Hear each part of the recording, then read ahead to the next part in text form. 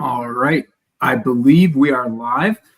So thank you for those who've joined on time. We'll get started shortly, but we'll let people file in here.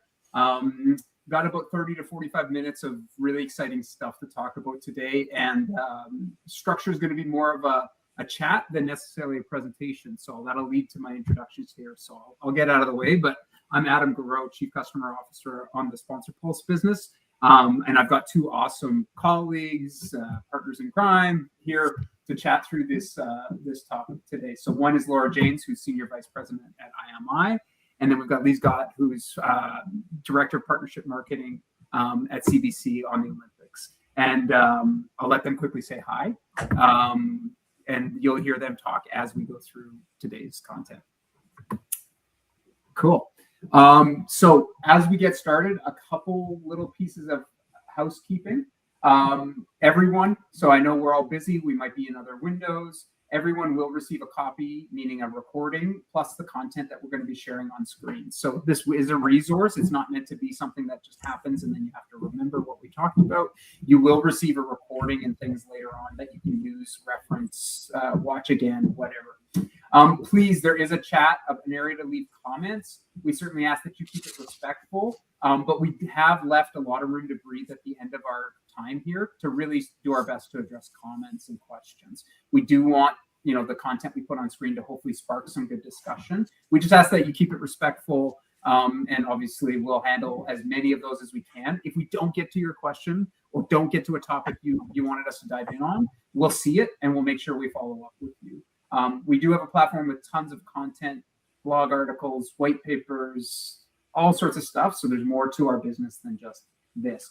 I think we on the top page there, just for those who might be joining late, we are going to be focused on Canada today and the Olympic movement and the way that participation and media interact with each other to really get us, kind of a nice story about how the upcoming Winter Games is going to play out.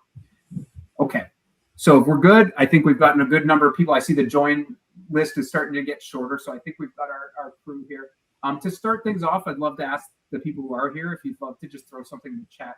We'd love to know where you're calling in from or where you've dialed in from, and also kind of like what you're most excited for this upcoming Winter Olympic Games. That may not, be a formal poll, but we're just excited to hear kind of what's brought you to our webinar today and where you're coming in from. So if you want to throw that in the comments, that would be an awesome place to get started.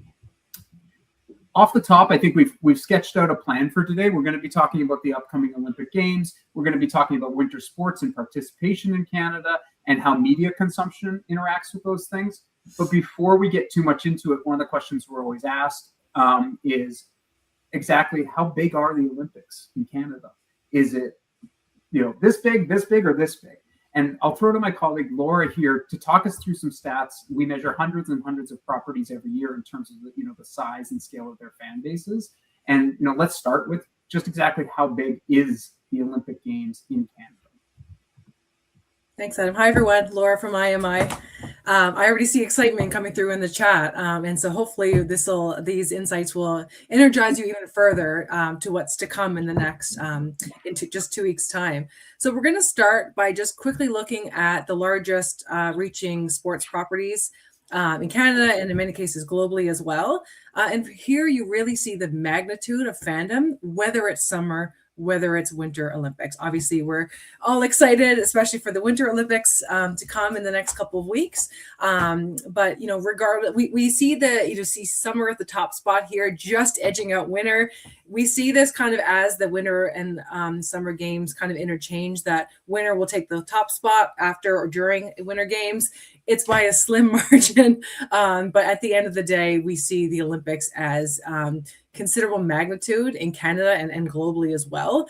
What this translates to for the Winter Olympics specifically is 21 million Canadians age 13 to 64 who are a fan of the Winter Olympics. Again, neck and neck with Summer Games. And that 21 million is, as I said, 1364. I personally have two little ones under that age target that are big fans and are very excited for the next couple of weeks. So it's certainly a large property that really engages and excites Canadians. It's 365 days of the year, but obviously we see heightened engagement during a specific Olympic window.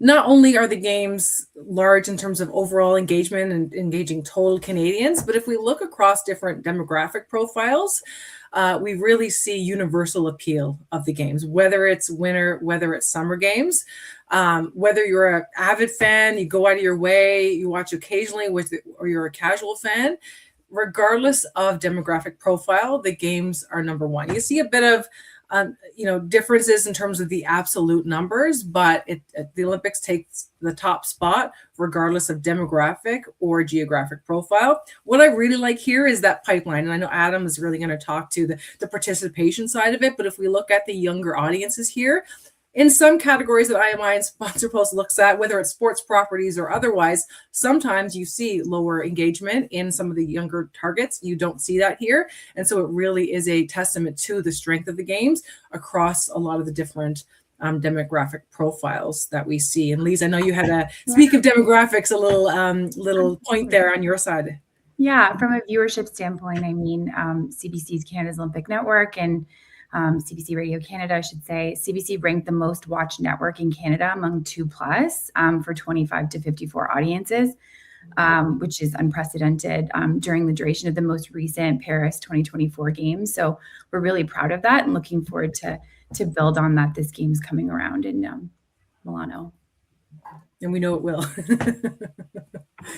So let's take a bit of a history lesson and think back the past 16 years or past 8 games. If we all remember Vancouver 2010, a real highlight for many different reasons, in our home country, success on the world stage, especially from a gold medal perspective.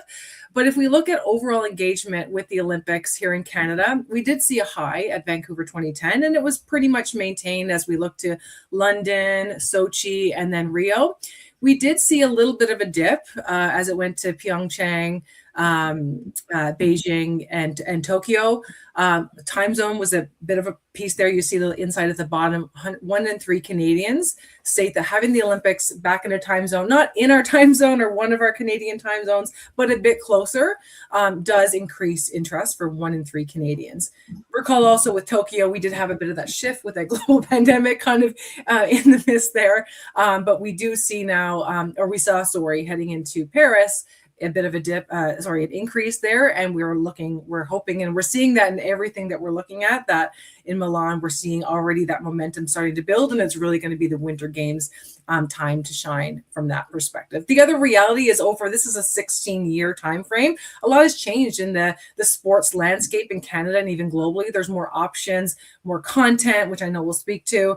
And so new sports that are coming with this games and even ones to come. So there's a lot that are happening there. But while this chart does show some, small ebbs and flows, the games are still number one across all the different properties that we look at IMI and Sponsor Pulse.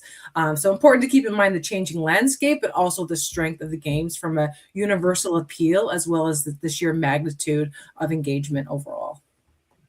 Yeah, thanks, Laura. And just quickly checking in on the chat, I see people many of whom are in Canada, and some of whom are not. We do have insights from around the globe on the Olympics, but hopefully this Canadian story is still of interest because it is very deep. It is our founded market where our company's based, and we will talk about Canada a lot. But at the same time, I think some of the lessons we're seeing about how this talks to North America is going to be relevant to everybody, regardless of where you're calling in from. So if we've kind of established a couple themes there, the Olympics is big. It's big with virtually every segment. The data lines up both from us when we measure hundreds of properties every year, also with internal, hard ratings data in terms of the breadth it reaches is, about as broad a media audience as you can get.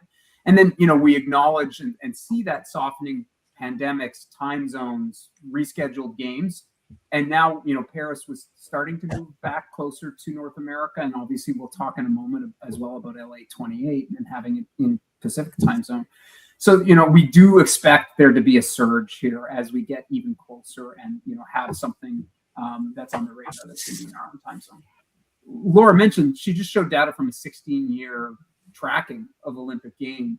And we have to remember, if you consume 2010 or any games in that era, streaming was almost unheard of. I don't want to suggest it didn't happen at all, but it was very much a novelty, whereas now it's very much table stakes. It's worth checking in to say, how have consumer habits changed? And we may not go 16 years in history, because there's a lot, I don't want to suggest we were watching black and white television, but it almost is that long ago, it feels like. I do have a DVD set of the Vancouver games. There you go, for example. Point stands is, let's just talk maybe about the last 5 years and how things have changed. Even let's just broadly call it from pre-pandemic to now, not suggesting the pandemic necessarily drove these consumption changes, but it's a nice, mile marker for us to remember. So we talked to Canadians and asked overall how their sports consumption has adjusted. And it's no surprise. I think we know it in our personal lives. We see it, we read about it. If we net it all together, about 1 in 3 Canadians have drastically increased their consumption of sporting content through social media and streaming in the last 5 years. I think, yes, streaming services did exist 5 years ago. I think, there's many, CBC included, but if you think of something like DAZN or some of the owned OTT services through Sportsnet and TSN, 5 years ago, we're kind of maybe at the edge of the marketplace, and now they're a viable solution for many demographics. This is not quantitative, but I think my dad now uses them, whereas 5 years ago, that was not, on the radar, right? So it is sizable in terms of that consumption. And, while that's overall sports, and a lot of it is a massive shift in where they're getting their sports, I'll throw to Lise here just to say as well, like the Olympics and how Canadians are consuming the Olympics has followed that trend in a big way. If you want to speak to how Tokyo and Beijing played out here. Yeah, absolutely. This is my 4th Olympics at CBC, so that spans over 7 years in total. And you can imagine working in sports, you have that year to build on, and then the next year you take those insights. We don't have that in the Olympic cycles, and then add that to the layer of working in media and the changing landscape. To your point, Adam, it's quite crazy to keep up with those. But Canadians consumed a record-breaking 24.3 million hours of Paris 2024 content on CBC Radio Canada's digital and streaming platforms. So for those of you that are in Canada, CBC has an OTT platform called GEM. It's free for all Canadians. That and the injection of that into CBC's media mix has really allowed us to expand our coverage, show more sports for Olympic fans on here. There's so many sports that just can't make it to one channel. So we do partner with our partner stations, TSN and Sportsnet, to expand our reach for sport. But GEM has increased that. And then just the influx of like all of our other opportunities when it comes to digital with our website, and then our partnership with YouTube and social, like just so much increase in viewership and how people are consuming, which we'll get into later. So that's an increase of 170% over Tokyo. So just showing that expansion, games over games, and then 121% over Beijing. So pretty wild numbers. And we're just trying to keep up with that demand. And I think we've got a really great infrastructure for Milan to expand that even more. I think that's really salient, and like somebody put in the chat here about, we'll use different terms, but non-mainstream or high performance sports that aren't necessarily like hockey when it comes to the Winter Games and that moment. We want to acknowledge how massive that is. But if you think about 15, 30, however long ago, if you were especially a young person who kind of caught the bug watching the Olympics for one of these events, that you happen to catch in coverage, the opportunity to perhaps see those athletes perform between Olympics was very limited, right? We didn't necessarily have the same infrastructure to deliver things like if it's track and field, Diamond League, or if it's skiing, FIS. It's not to suggest they had no presence, but now you can follow it with the same avidity as many sports through streaming services, and in particular CBC's offering. And that's changing the game. And I think we're going to go really deep on that in the rest of this report, where there's more options than ever before as a sport fan to find a sport that gets highlighted during the Olympics and not have your interest in it end with the closing ceremonies. Let me skip ahead to the next slide. So we're asking kind of, what are you consuming more of? So you're consuming more through social and digital, and overall the share of sport as entertainment for the pie is going up. We want to acknowledge it's not just Olympics and high performance sports. Actually, the number one thing people are telling us by a little bit of a tiebreaker there is major North American leagues. And obviously they're always at the forefront of pushing more content. When I think about I'll take the NFL, for example, it's now a full year between the draft and combine. They've really filled the schedule. And, other leagues like the NHL and others have started to round out their calendar in a way that it's not just a contained season. The sport is just endless in the amount of content you can consume. But right behind the major day in, day out long season sports is what we call high performance sport. Somebody in the chat, I think, called the non-mainstream. Or you could say, when I try to explain it to somebody in the office, I say, let's just Olympians competing outside the Olympics who aren't professionals. We try our best, and the words amateur and professional get blurry. So we'll call it high performance sport. And here I'm talking about track and field athletes competing, like I mentioned, in Diamond League, or you name it, curling competitors competing in competitions. And so we do see consumers telling us that the consumption that's gone up, in addition to the things, the shields that we all know in our domestic sporting life, is the consumption of these other competitions that are happening outside the games, with these athletes getting the chance to show off their skills in weightlifting or skiing or you name it, and actually finding an audience that isn't just the die-hard participation-driven fans who live the sport. If we kind of say, well, what's driving more consumption of high-performance sport? I kind of teased the surprise, but okay, we're seeing more high-performance sport be consumed alongside more professional major leagues. You can see the drivers are kind of what we've hinted at. Number one, interest was sparked during the Olympics, and now we have the opportunity to have that interest fostered between Olympic cycles. We have to remember, as we go through this report, when we talk about young people, 4-year gap can be quite sizable. You might get the bug for figure skating, and figure skating does have a healthy kind of media environment between games, but maybe you get that bug for bobsleigh or skeleton, and you could be 12 years old, and the next time back in the day that you got your fix or saw something else, or maybe saw that same athlete featured, you might now be 16 years old. And I think we all know how big a 4-year gap can be between your age. Once you get to my age, it feels like 2. But anyways, so you can see there's a lot of factors here. We can rank them, but I want to talk to all of them. So interest sparked during the Olympics leads the way. So the Olympics really are where the match gets lit. Overall broadening of sport interest, just, I think that's happening everywhere. People are interested in more genres of music than ever before. This is the digital revolution. We've got a bigger buffet than ever before. Increasing accessibility of coverage, which was kind of commented on already. We should also comment on athletes themselves being on social media. If you're interested in a Canadian athlete, your exposure and connection to that person isn't contained necessarily just to that window. They are there, they're brands unto themselves. And, some people talking about they're more affordable to access. I'll call it as it is. Lisa said CBC Gems free for all Canadians. It certainly helps having a proposition of accessibility versus, sometimes more expensive access to pro sports. And I'll throw Elise, just here in terms of just the volume of content that was available outside the Olympics. We've talked a lot about the volume and the hours and the numbers during the Olympics, but here, Lise, maybe talk about what CBC does when the Olympics aren't happening. Yeah, I think for us, like the Olympics is the catalyst for many things that we do in CBC sports. To your point, Adam, showcasing Olympic sport is deeply connected to promoting recreation, and that ties nicely into CBC and CBC Sports' mission of, accessibility to Canadians, talking about their community, making sure they're represented as Canadians in our coverage. But because of that, we've been able to invest more into our sport coverage, showcasing those high performances from summer, athletics to beach volleyball, to swimming, all of these different figure skating national championships, U Sport even as a feeder into high performance sport, like the university sports landscape that we try to acquire content and showcase. So really that coverage has grown substantially. And there's more than 6,000 hours of live content across our platforms made available. And I think just that ability to showcase more, to have, parents and children and communities see themselves represented, it gives them that ability to see something that they've never been exposed to outside of the Olympic cycle, and follow along their journeys and really try to uplift those sport communities, and all of those high performance sport networks into one place that people can watch and see. I love it. And there was just a comment in the chat about ringette, and don't sell ringette short, saying it's not anywhere close to these things.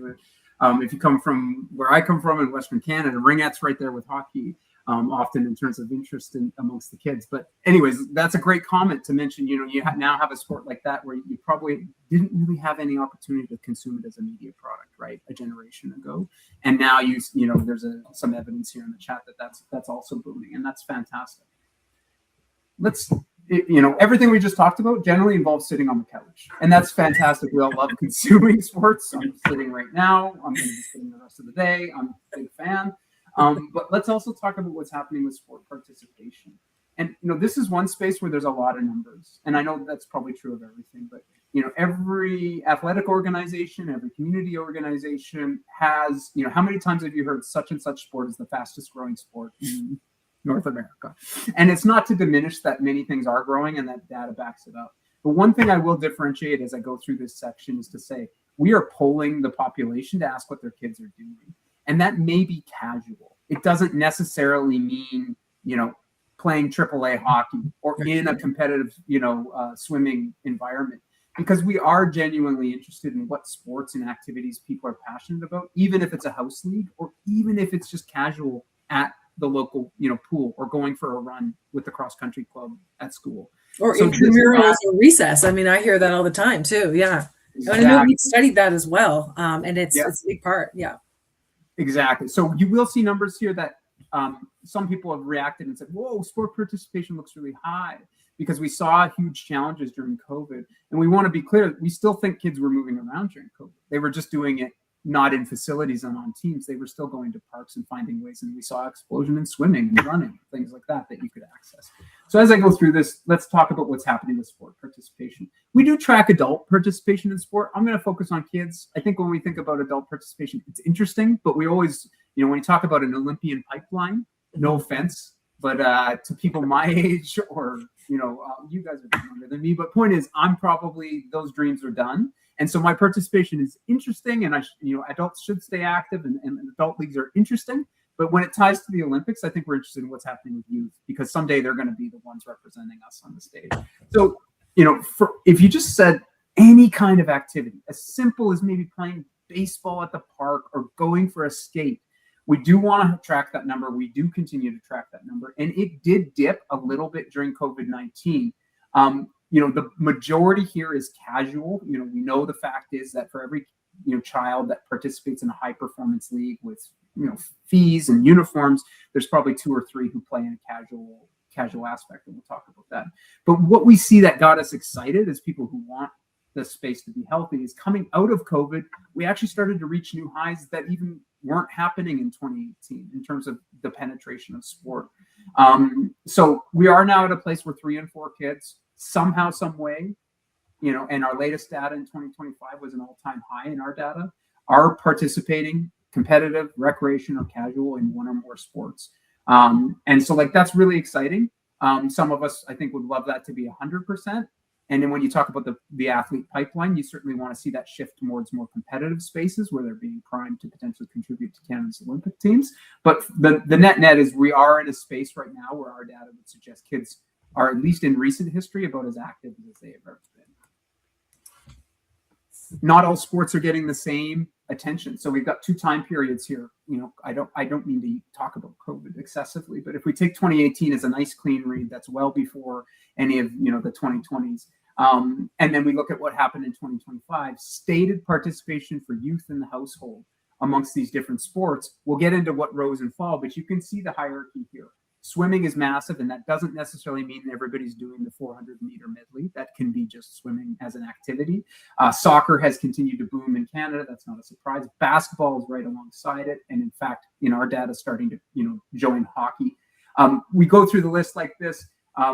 So this is the list on which they were based. You can get down to some of the more niche, air quote, sports. This isn't an exhaustive list. We had to cut it off at some point, but you can see cricket growing. I think we all know, especially if you live in a community that has a heavy population from countries that live and breathe cricket, that you are seeing wickets and you're seeing bats and things happening in our local parks, and it's awesome to see.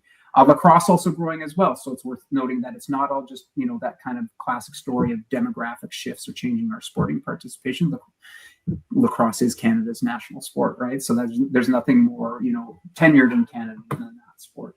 So if we want to talk about what that last chart showed in terms of some trends, again, these are some stated trends, 2018 versus 2025. If you have kids, are they playing this sport?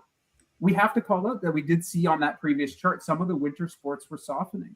We'll get into why we think that is, and we think there's a role that the Olympics can play in kind of reversing that trend, just to call it what it is. We've seen and will see in this deck how much of a role the Olympics play in sparking interest and having them in, this rougher period where not rougher, but lower engagement period where they were out of time zone and rescheduled and things like that, perhaps led to a bit of softening. So skiing, curling, hockey, still extremely strong, but a little softer than in 2018. We've seen some smaller sports with big growth. They're not yet at the level of hockey and basketball and running in Canada, but they're growing big time. So football, including flag, cricket, wrestling even. So, wrestling is part of this, and lacrosse all going up. And then major sports that were already big that have continued to shift the momentum, basketball and soccer. So if we talk about what's driving this, let's talk about drivers and barriers. One of the realities is that Canadians agree summer sports are just more accessible than winter sports. And I think this goes to some lessons for brands that activate in these spaces and the themes they talk about in the way they contribute to the country when they activate these sports. I think anecdotally, much easier to go running or go play baseball and go play catch than it is to suit up in hockey equipment in terms of cost and feasibility and facilities. There is an aspect about summer sports that needs to be addressed, which is probably the winter sports are more disproportionately hit when we talk about affordability problems and access and facilities. Most Canadians agree, 70%, I'll call it at most, that Olympics coverage is absolutely essential to exposing what sports their kid pursue. So again, having a healthy Olympics menu of all these sports, look at all these are available to young Canadians. Which do you want to play is part of the picture. What's interesting to us, they cite the media as a major influence when we say, why do your kids play the sports they play? It's right on par with we're close to a facility, or they got exposed at some kind of organization beyond school. So media exposure plays a role in selection of sporting pursuit for children on par with very fundamental things like, oh, there's a baseball diamond behind my house, or we live near Whistler and Blackcomb, so we were always going to be skiers. That must be nice. And so, and we also know they're watching. So in the households that have kids that participate in sport, they're already an avid fandom for Olympics is massive in Canada, but it's another 15 points higher in households where kids play sports. And so we see this all kind of clicking together to be like the Olympics really are, self-propelling in the sense that they feed their own Olympic pipeline by exposing young Canadians to these sports. We talked about drivers, what pushes you to the sport. Now let's talk about barriers. We threw all the classics. So why don't kids play more sports? Lasting impact of COVID, the coaches aren't good, accessibility, I don't know where to go, safety concerns, all the things that I think we hear. And first of all, there's a lot of problems, there's a lot of barriers. That's the first finding. And but the one I'd say that brand marketers classically attack is probably equipment and fees. It's usually an affordability conversation, and we don't want to minimize that. It is right up there on the chart. It's a classic challenge that sports is expensive and we need to ease that burden. But it was interesting that number one actually came up when we interviewed the parents, that just logistical time constraints on the household of getting kids from A to Z, or Z, I should say, it's Canadian webinar, was actually number one. And, this is a much more complicated issue to alleviate, but we did want to put on the page, and we'll talk about later, when brands say, what can I take away from this deck? Is that when you want to get involved and activate a 360 program around sport that maybe leverages sponsorships you have with professional Olympics or a league or an athlete, you don't necessarily just have to mine the same territory of, well, let's make donations to help with fees. It's not to say stop doing that. I don't want to say that. But there are other challenges that could be uniquely ownable for brands and content marketers who are looking for ways to talk sport in Canada that isn't just, getting kids checks written to go play, because there's sometimes probably kids in Canada who would play, can't afford it or have funding to play, and they just can't get from where they live or the school they're at to the facility they need to go to. Okay, so I hinted at this. We have lots of data here. So if something piqued your interest and you're kind of like, oh, that was really cool, I'd love to go deeper on demographics, please reach out to us. What does all this mean for brands that activate the Olympics? That's why we're kind of here. We're about to, as Canadians, as an audience, you're about to consume, well, the hours were in the deck earlier, 6,000 hours of Olympic content. Activation. we're about to be, flooded with it. So what does it mean for brands that activate the Olympics? I'll throw to Laura here first, which is, why do brands in the first place activate so heavily around the Olympic Games in Canada? And we'll look at favorability for brands that do those things, and we'll also speak to this. Yeah, and I think as it relates to why, I mean, a lot of the stuff that we've been through for the past 30 minutes, we know, the strength of the games, the universal appeal, what it does for youth, and really inspiring the next generation, different, more coverage, different ways to consume that. Those are all pieces of the pie, but certainly, what impact can it have on my brand? Is certainly another key piece to that. And we see here looking at favorability of both winter and summer games. Even before we look at the trend over the last year and a half that we have here, the Olympic Games, again, whether winter or summer, is one of the top from an absolute perspective, continues to be strong from a favorability perspective, from a consideration perspective, even from a brand equity perspective. But just as we saw from an engagement perspective, we're seeing momentum as well, especially on the summer side, if that's a word. In November just in 2025, we even see the halo of Paris 2024 continuing to creep up. And we talked about Milan's opportunity now over the next, the coming weeks and months. And we certainly expect to see that from a brand favorability perspective and really see some growth there. But it's really important to continue to reinforce the strength of the games in terms of driving that impact. Even on our Sponsor Post platform, if we look at the opportunity score, which takes into consideration favorability as well as many other metrics, it's in the top 2 to 3% of all the properties we look at. And we say this a lot as research nerds, Adam and I especially, to see growth on who's calling a research nerd? Well, I can say it for myself, but I think we've known each other long enough. I can say it to you as well. But to see growth on something already so strong is certainly no small feat, and we saw it just this past November with the Summer Games. And if I was a betting woman, I would expect to see that as the year rolls out, and even into 2027, specifically with the Winter Games after Milan.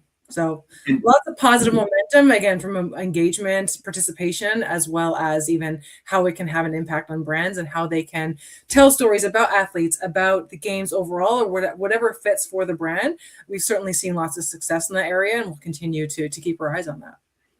Yeah, and I think some of the questions were, potentially, how did this rise even after the conclusion of Paris? And the answer, I think we've done a lot of digging here. We've got other resources about this, is, well, right now, aligning yourself with Canada, competing on a world stage against other nations has never been potentially more exciting and a bigger opportunity for brands. And I think we saw, boom, right at the beginning of a lot of this strife, with tariffs, and I don't want to get into that, but we saw the Four Nations, Cup and the NHL go, and it just shot through the roof, right?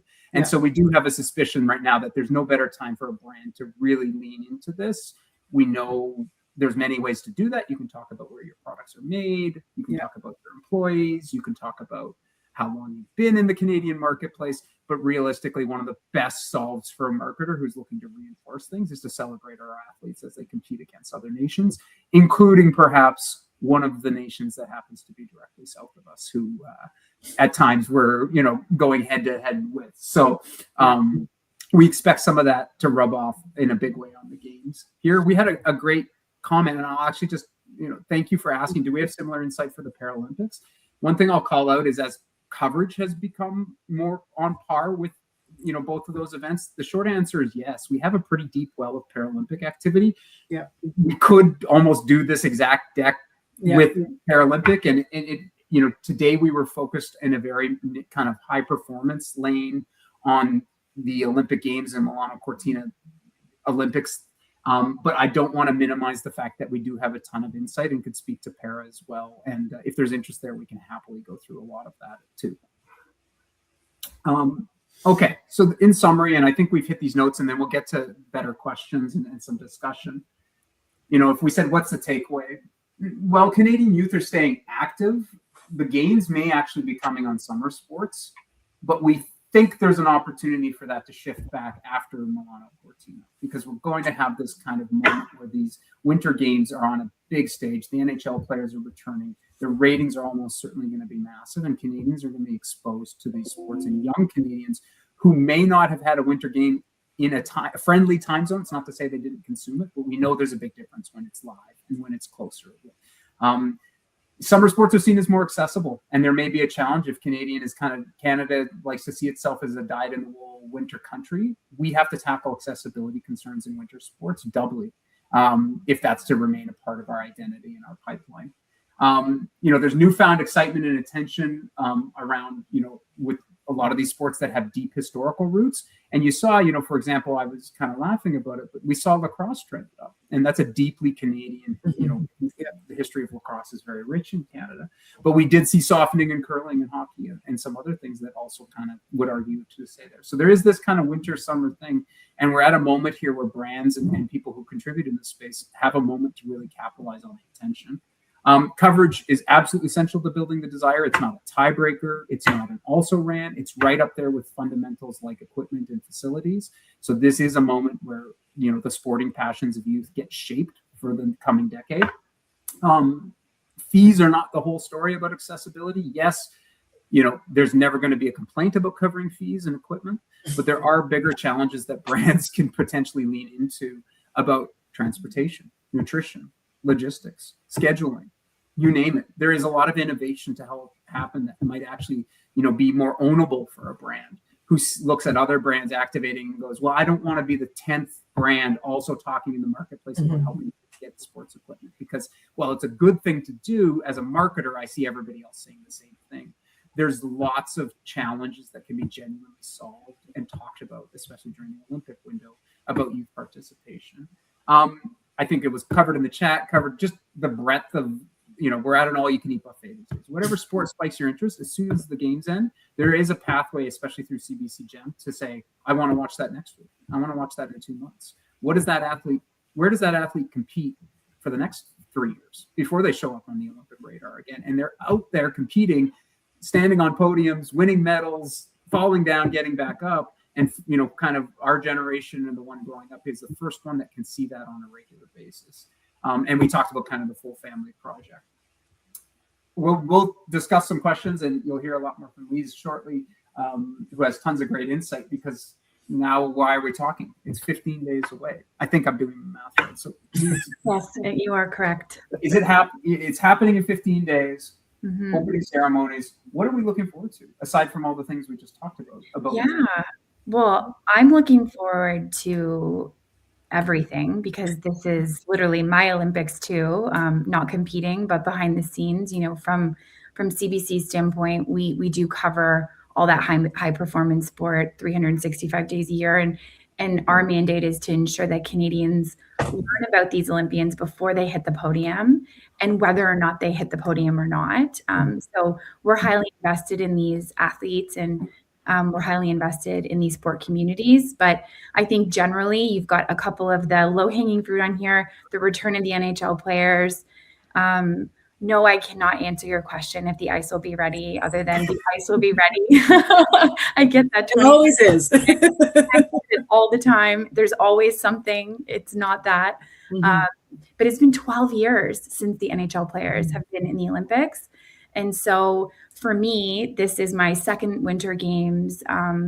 The previous one was the Beijing Games, which was nicely placed 6 months after Tokyo was rescheduled. So it was a bit of a whirlwind, and it was in the pandemic. And so it was a much different landscape in a country where there was a lot of political unrest around. So I'm happy that the story is the ice and not that this time around. But I think it was unprecedented for our team at CBC to be able to predict the interest around NHL players. But I think generally it goes without saying that the news cycle around that has really increased interest there. And then obviously the emergence of the PWHL. Everyone knows the superpower that is the women's Canadian national team, but just the professional sports landscape around women's hockey in North America, and specifically in Canada, and just the interest around that is just unprecedented as well. We always look forward to the new sport. So in Paris, it was breaking. And everyone remembers the gun, right? The Australian breaker and all the really cool storylines that came out. So this games, it's actually ski mountaineering. And so for those of you who don't follow us on CBC Olympics Instagram, we're doing some really great like content, sport explainers, what to look forward to. Please follow us if you're in Canada, because we're unfortunately geo-fenced. But ski mountaineering combines kind of uphill climbing and downhill skiing. So athletes use that kind of lightweight equipment to ascend snow-covered mountains, and then they race back up that kind of technical terrain. So I was talking to Laura and Adam before. It's kind of like this surgence of Hydrox, this Yes. community where Hybrid, like strength and cardio. And then on top, these athletes are just absolutely incredible. So it's going to be a feat. It's going to be really cool to watch that. And then the storyline that continues and has been building since Tokyo, which was my first games, is just that gender equity and that gender balance. So there's just a couple stats for the group, for especially those who are interested in women in sport, which is a passion for mine. So we've got 5,300 female athletes competing, 5,100 male athletes competing, Olympic nerds like me. Summer, huge, right? So many more sports, so many more disciplines. Winter, it really shrinks down. So, 10,000, over 10,000 athletes doesn't seem like a lot for the Olympics for all the countries. And it isn't compared to summer, which is much bigger, but just that balance. So, 53% of events will feature female athletes, which is really exciting. And for many women that participate in high performance sport, they don't get a chance to have a professional league. See this resurgence of the Northern Super League in Canada, in North America, how we've got, women's soccer, and we've got PWHL, and we've got the WNBA, but these are really the high performance sporting landscapes for women to be able to have their moment, and to be able to showcase their sport and their performance to the broader landscape. So some of those new events will be the women's ski mountaineering, and women and men will compete over equal distances in cross-country skiing, which is really exciting, and such a celebration for women in that sport who have been fighting for that kind of equity for a long time. And then obviously with the PWHL, we'll see increased visibility and excitement around women's hockey.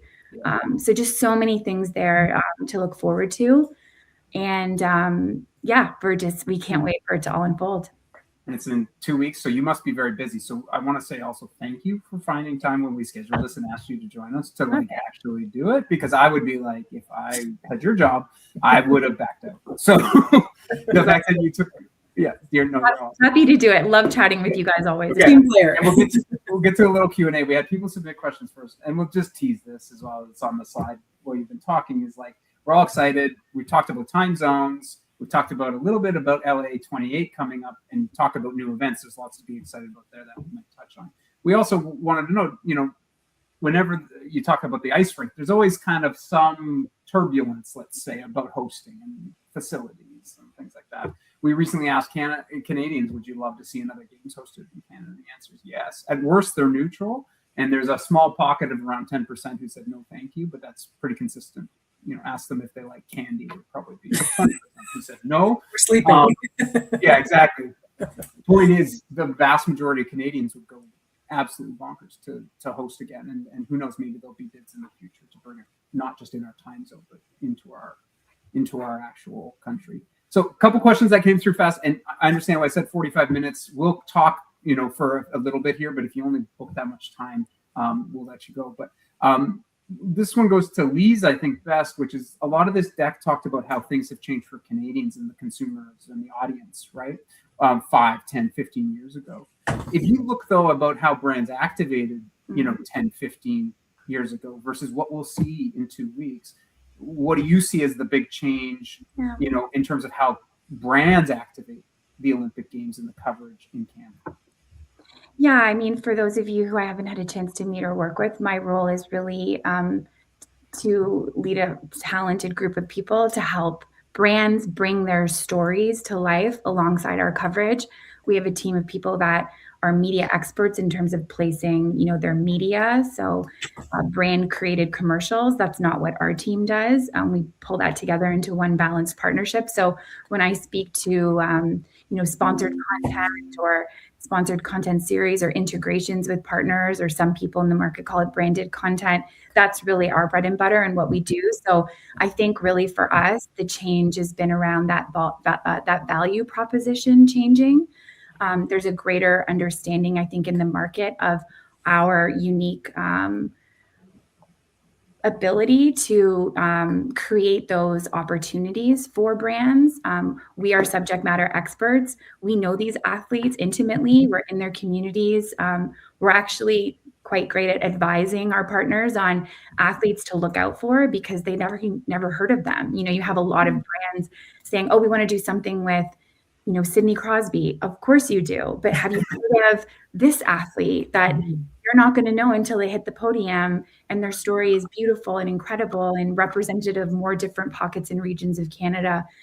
So really, I think that's how we've noticed a lot of the changes is just a lot of people coming to us that maybe wouldn't have in the future, looking to do things within our programming time, be a part of our content storytelling, do more integrations, find ways to complement their traditional media buys in ways that elevate their Olympic sponsorship. And we work with partners that have the rights and partners that don't have the rights. We have different rules, but really that's a huge change we've noticed over the last couple of years is just the influx in interest because they're not able to wrap their arms around how to do these types of things. And they don't have that kind of trusted advisor role in the Canadian marketplace that we do. So looking to work with us in the content space has been just like a rocket ship over the last couple of years. And it's been really fun to work with some fantastic brands to create some stories around our athletes. That's awesome stuff. I think it sounds maybe a little cheesy, but sometimes the content about the backstories, often of which is brought to you by brands, at least in the Canadian marketplace, is some of the best entertainment you get during the games. Is that going to their childhood snow hill or whatever that might be, and obviously that content is often brought to life through brand partnerships. And you talked about Sidney Crosby, and it's like there's a million stories like that for a pool of Olympians. You think about what was it, the washing machine or the dryer that he practices shots on, but we often get a lot of that rich storytelling as well during the Olympics.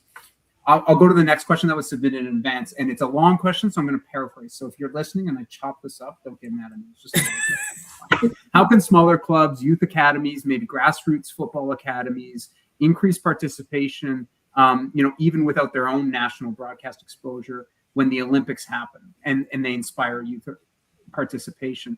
I just wanted to address this one that came through. It's almost you have to act like somebody else has invested in a multi-million-dollar marketing campaign for you. So the short version is you got 15 days to get ready. If you're a winter sport in Canada and you run a facility, run a local league, run you name it. If you're a curling club, if your job is to try to get youth signed up for speed skating, get ready. Somebody is going to be putting it under the biggest spotlight that happens, and the demand is going to be generated. There will, no matter what, every single sport that is featured during these games, a little, will find and resonate with some Canadian kids, somewhere. And their parents will be Googling, how do I get my kid into speed skating? Or where is the nearest fill in the blank? And so, I know this is 15 days out, but we got to be ready because I think we all know if that leads to barriers and leads to lack of information and things like that, they'll probably move on to something else. You know what I mean? That's just consumer behavior. So we want to just as much as possible to talk with our NSOs and with community organizations, or even just people who run private programs, house leagues, rep leagues, etc. Get ready. If it's winter oriented and it's about to be featured, know you've got, I don't want to call them customers, but you've got new recruits who are going to be lining up because of the games, and really to treat the Olympics like a massive marketing campaign, that's going to be targeting your people.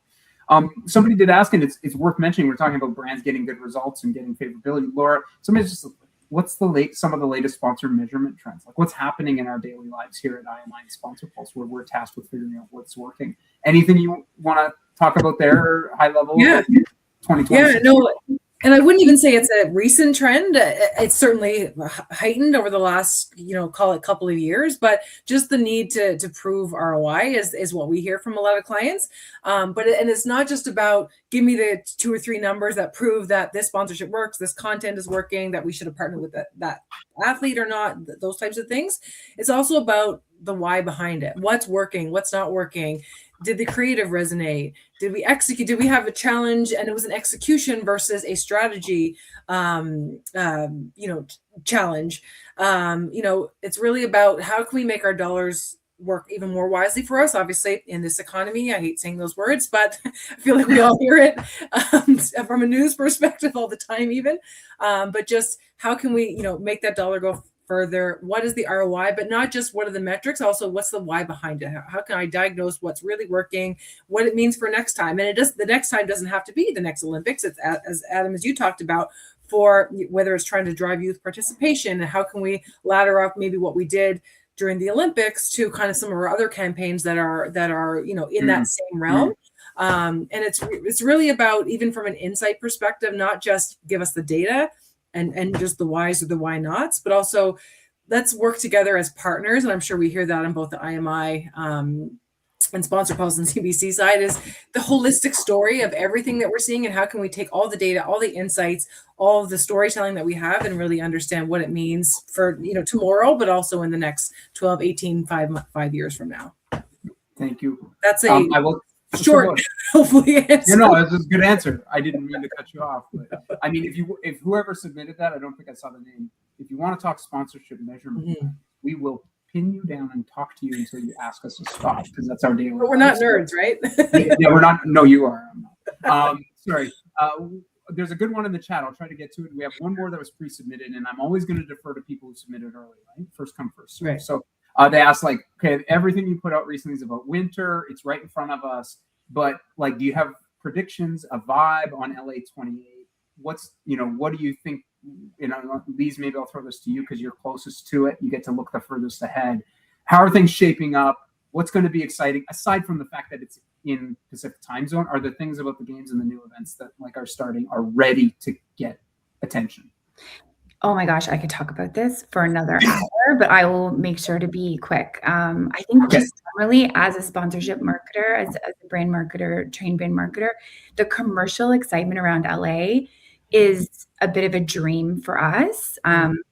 I won't get into the politics of the US, fingers crossed, like everything, but the commercial excitement around that, it's a machine, this group that's marketing LA. They've surpassed $2 billion in sponsorship revenue, which is essentially the total that was curated in Paris. So it's insane how much, and they're really pushing the boundaries from a sponsorship perspective in terms of what the North American sponsorship landscape, how they operate.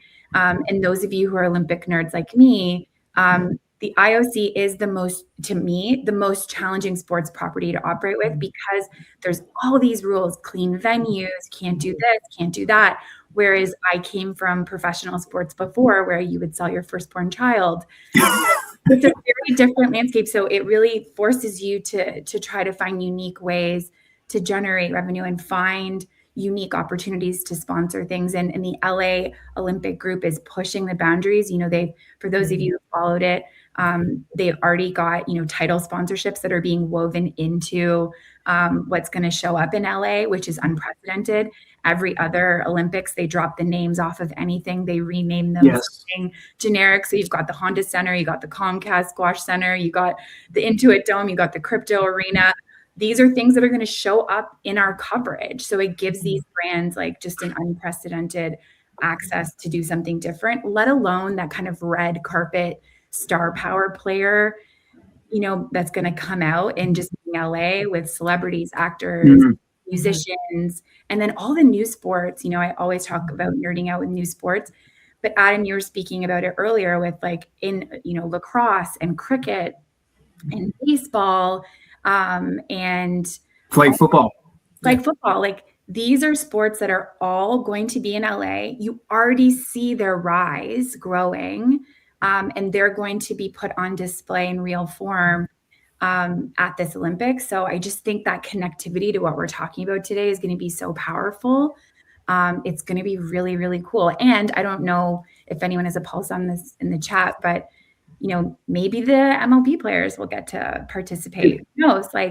Who knows? It could be just a really cool thing, but I'm really excited about that. But we got to get through Milano first. Fair enough. And we'll switch back just quickly. And I want to respect, I see we've held our audience pretty well. So I think people are okay to ride out for another 90 seconds or so. And thanks. We put in the chat where you can get this report and lots of materials. But there was a good question from William just about balancing, what those phrases, the more popular sports and how those are marketed. And before these, maybe if I could get 2 cents from you, I just wanted to comment that our data would show, as much as at times we feel like it's like hockey for the Winter Olympics, the percent of Canadians who follow the figure skating is nearly on par, and it's a pretty widespread audience. And as well, the way storytelling happens and the unexpected can happen during an Olympic Games is, I think we often find ourselves watching sports we didn't previously adore. All of a sudden for 2 weeks you become a biathlon expert. You know everything about it. You know what I mean. And so, Lise, I will ask you, how you balance that marketing of something Canadians are dying to consume that is going to drive massive ratings with other sports that, candidly, if they do tune in, they will fall in love with. But how do you, William, I'm not sure if you're in Canada or in the US, but, if you are in Canada and you're watching CBC, you're seeing like all of our promos are sport inclusive. And if anything, we kind of divest from the promotion of hockey because we don't need to, because people already know that's there. So from a sponsor content standpoint, it's actually interesting how many of our partners are, we have very little partners that are even sponsoring hockey players, right? They're speed skaters, they're figure skaters, they're snowboard, they're half pipe, they're alpine skiers.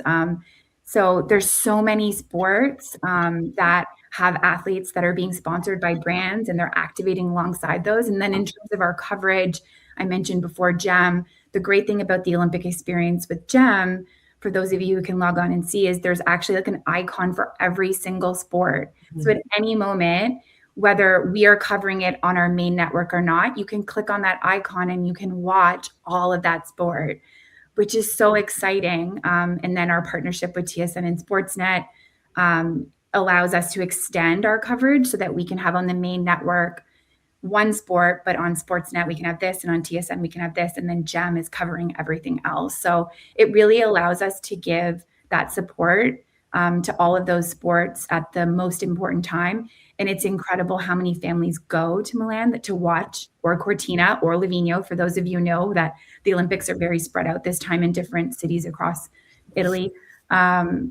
They can't watch, their athletes or their family perform without getting CBC. So they're asking for us to, give them access to, watch it out there because it's geofenced to Canada, so that they can actually watch, their family if they're not on the hill. So it shows you how important our coverage is to showcasing these sports and how vitally important our OTT platform has come along to be able to ensure that we're getting more access to more sports, which is really exciting. So I love that. Awesome. Most people say, so I'll say you voted with your mouse whether you wanted us to go a little long, and we did. So thank you for joining us. Thank you for the questions both in advance and during the discussion. I've done a few webinars. This is one of my favorite and most active. People just throwing out Brampton's a cricket camp, like all this chatter was just really good and really brought to life the discussion. I want to say thank you, not just to Laura, my colleague, but Lise especially, because we know you're 15 days out from one of the business. So thank you for taking the time to do this. You were valuable, and you actually get the work done that we just get to measure and talk about. So thank you. And watch, if you, as an audience member, I mentioned these resources are going to be available after. You didn't have to take notes. If you did, that's fantastic. If something I said, Laura said, or Lise said sparked some interest, you want to scratch and go deeper, you can get a hold of us. And if you need to find the right person, we'll direct traffic. So we'll leave it there. But if you want to continue the conversation, we're definitely game. So thank you for joining. Thanks, everyone. Go Canada. Go Canada. Yeah, go Canada.